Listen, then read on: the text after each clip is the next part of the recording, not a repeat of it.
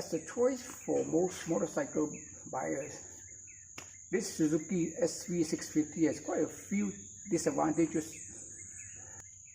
First off, at 650cc is the middle of the road sort of choice between the real superbikes and the affordable small capacity bikes.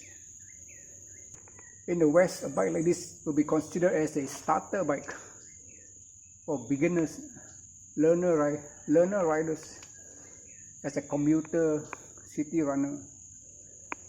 For us, it's still an aspirational model, even at 650. And then there's that brand, Suzuki, which hasn't been doing at all well for the last quite a few years in Malaysia. The 90-degree V-twin takes up more room than an inline twin, and also has more components because the heads are separate, but it allows for a narrower width, making the bike very slim. And also the concentration of the mass and weight is a bit more optimum. The layout of the exhaust also plays a part in keeping the bike very slim, narrow. There's only a single muffler. It's a very spare bike, which works to its advantage. It's about 200 kilogram in weight, which isn't that optimum, but because of its size and its concentration of mass, works very well. A nice feature of this engine is the idle assist. You're less likely to stall this engine at a stop-start traffic because of the idle assist. Very smart piece of engineering. It blips the rev up slightly when you are clutching and just about to release the clutch. The slimness of the bike makes it very suitable for filtering through traffic, even bumper to bumper crawl, with maybe this part getting in the way of the mirrors or the one-ton truck. Combined with its flexibility, agility, it's quite a street fighter. Very good daily commute through the city traffic.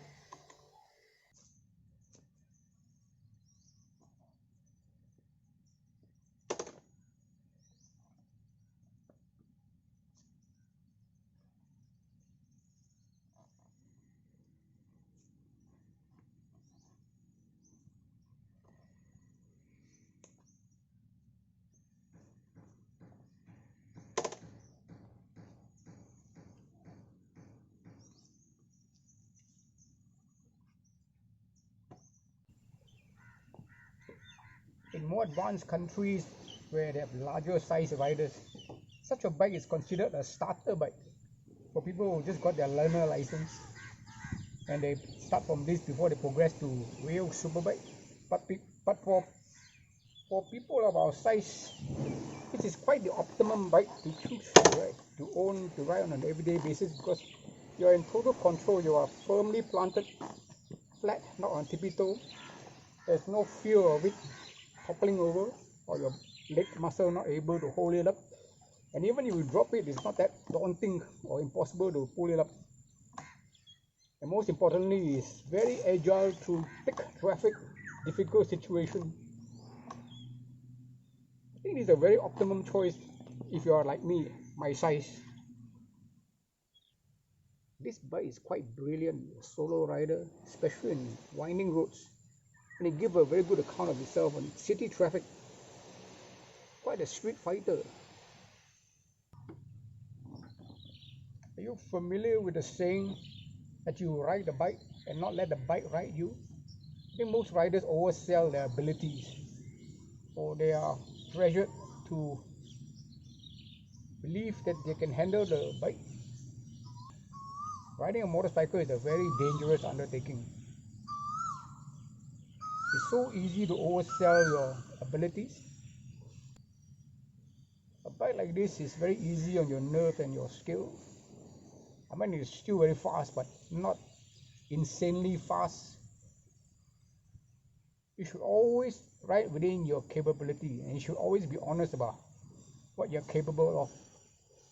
I find that this bike is a perfect fit for me, my size, my age, my expectations. I do 100 kilometers commute almost every day through country roads, through highways, and this bike I find is the easiest on my nerve. I can go fast as I want, or I can go slow, relaxed pace. It is not demanding. It's a very mature choice. It's a very mature choice of motorcycle. There's nothing I can criticize about this bike or find lacking, as it is a bare naked model.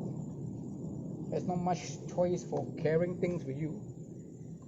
In fact, a pillion is also quite a challenge. You need someone who's willing to take the discomfort. A lack of strapping points for luggage. You can always add a top box, but that would spoil the line of the bike. Suzuki Malaysia, now the same people who have made the Kawasaki brand so successful. The reason why there's so many Kawasaki big capacity bikes on the road now. They intend to do the same with this, and with a lot of support from Suzuki Japan. So if you're in the market for a Japanese built, Japanese quality motorcycle of this range, you have this. The nearest rivals are the Honda CBR 650, the Yamaha MT-07,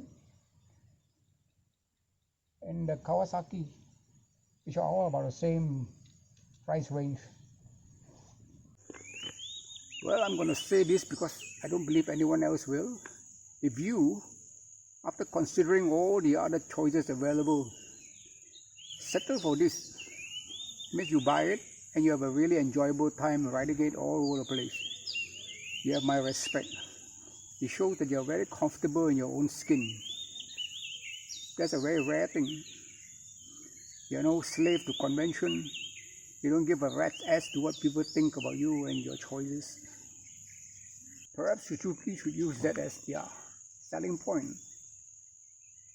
This is a bike for someone who is very comfortable with himself.